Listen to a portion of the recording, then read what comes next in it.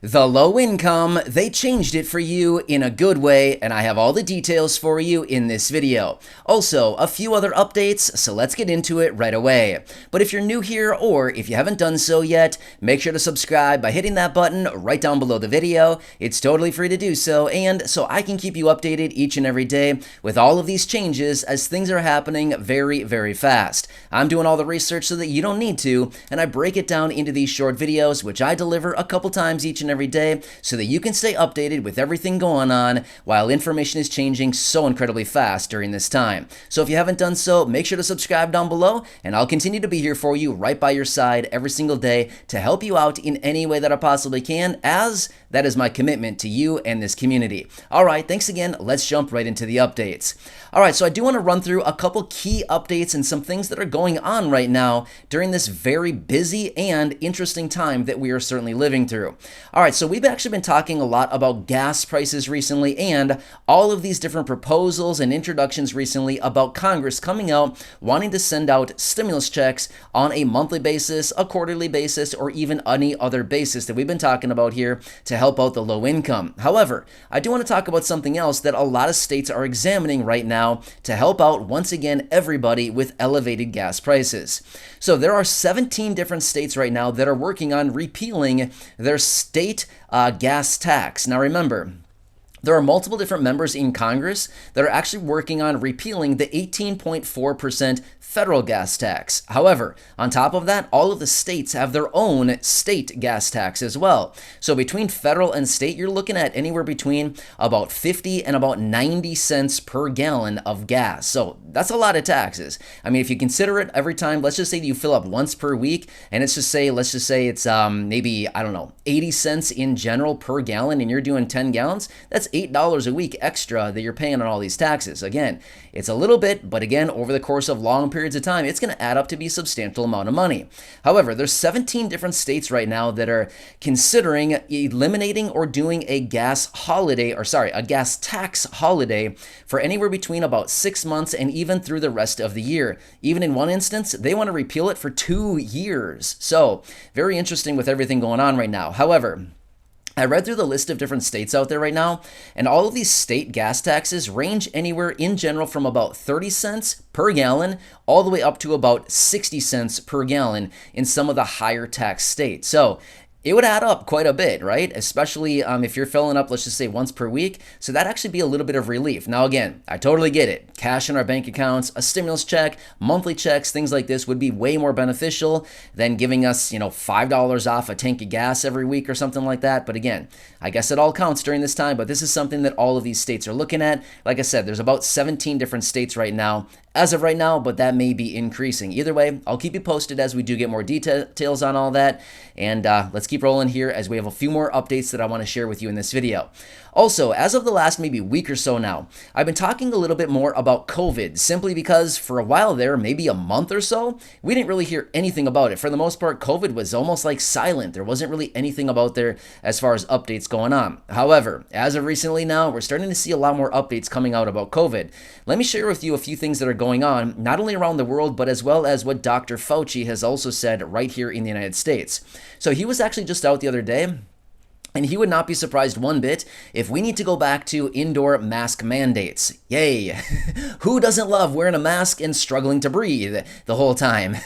I'm serious though. But I think all of us at this point are probably getting a little bit tired of the whole mask thing. Don't get me wrong. I'm not taking sides with this stuff. I'm just thinking a lot of us are maybe thinking, oh, really? We have to go back to that maybe? But again, nothing has changed quite yet, but he was just indicating that considering case counts and where things are likely going to go here over the coming weeks, we could be looking at indoor mask mandates again across a lot of states. So again, I'll keep you posted on all that as we do get more information.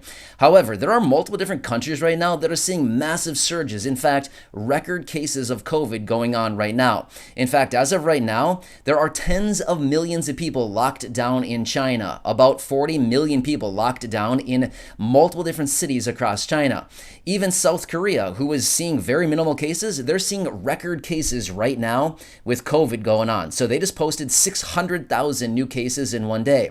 Even other countries like Thailand, Singapore, Australia, New Zealand, as well as multiple other European countries are seeing massive surges right now across their land. So One thing that Dr. Fauci said is we're probably going to see some massive surges here coming in the United States within the next 2 to 3 weeks or so. So anyway, just want to have you keep you posted with everything going on with that.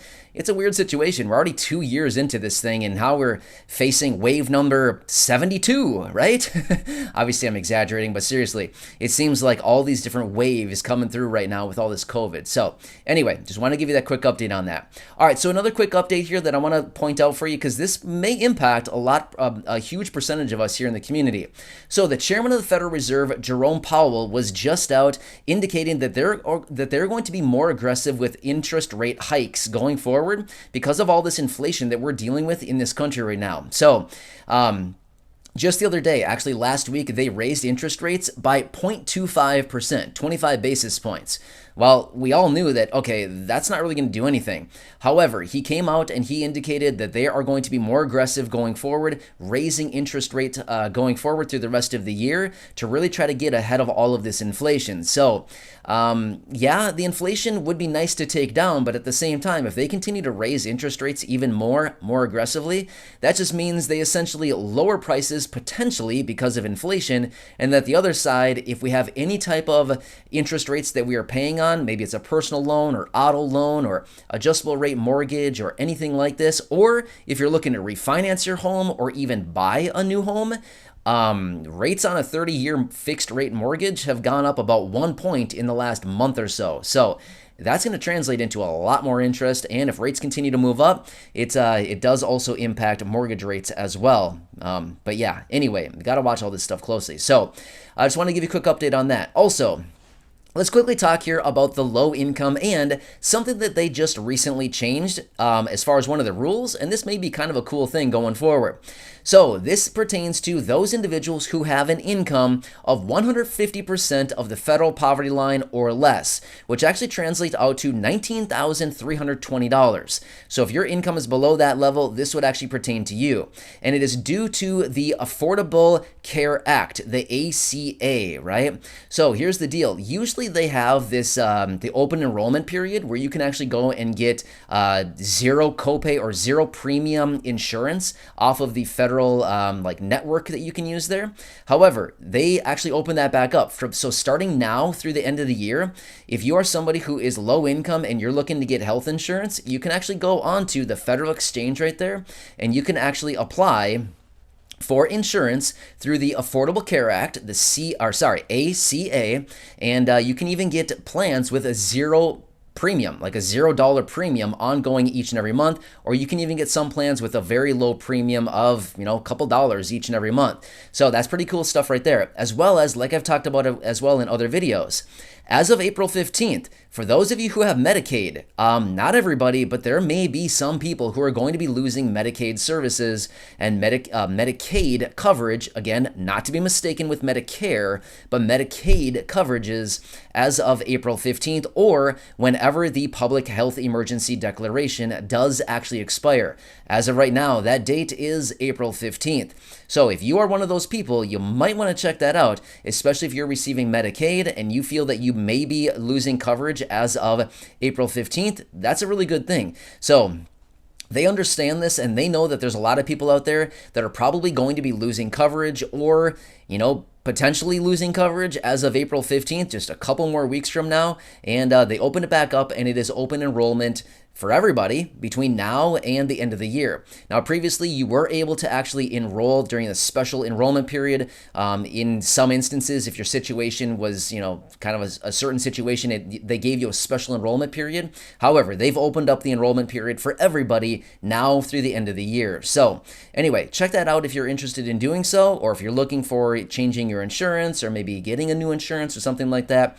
Check that out as well. They've opened it up and they're trying to get the word out. So like I've always said, I always do this research on all this stuff, and anything that I can find for you to help you out in any way that I possibly can. I know that some of the information that I reveal that I share with you in these videos may not pertain to everybody, but realistically, I'm trying to cast a big net here. I'm trying to help out as many people as I possibly can, and sometimes information like this is very beneficial to some people. So check that out if you're interested in doing so. Otherwise, there is a lot going on right now. Things are changing very rapidly. I'm watching everything closely, and ultimately anything that pertains to to the low income, the fixed income, those beneficiaries of Social Security, retirement, SSDI, survivors, SSI, VA, RRB, straight up low income, seniors, the elderly, people with disabilities, anybody like that. I'm trying to do whatever I possibly can to find the most relevant information to help you out in any way that I possibly can. So, of course, I'll continue watching anything as it pertains to maybe stimulus, direct payments, vouchers, checks, gas relief checks. Sorry, gas relief checks. That could have gotten a little dangerous there real fast, right? Anyway, sorry. As it pertains to any of this stuff, I'll keep you posted. I'm here for you in any way that I possibly can be. So again, thanks so much for watching this. I really do appreciate it. Make sure to subscribe down below if you haven't done so yet. Share this video with your friends, family, social media. Go back and check out any of the other 2,300 videos right here on the channel. And realistically, like I've said before in other videos, honestly, it seems that the way that Congress is working right now, what they're currently working on, what they continue to introduce as of recently, I don't know, it seems a little bit encouraging to me. I would say more than a little bit. I mean, honestly, it seems pretty encouraging.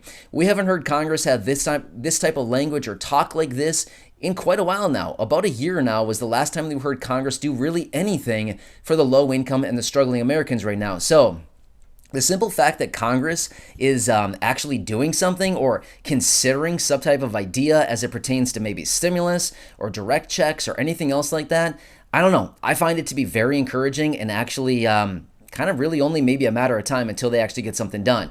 Of course, I can't speak for Congress. I can't put words into their mouth, but considering that they're coming out and actually introducing things here for the low income, to me it seems pretty promising. It seems pretty encouraging. So anyway, as I do get more information, of course, I'll break it down in these short videos. So make sure to subscribe down below so you don't miss any updates going forward. I'll keep you posted with everything going on. So please enjoy your day. Stay safe out there. Go back and check out some of the other videos here on the channel. There's a lot of great information, and I'm doing whatever I can to help you out. So again, enjoy your day. I'll catch you again later in the next update. Stay safe. Until then, I'll see you soon. See ya. Thanks so much.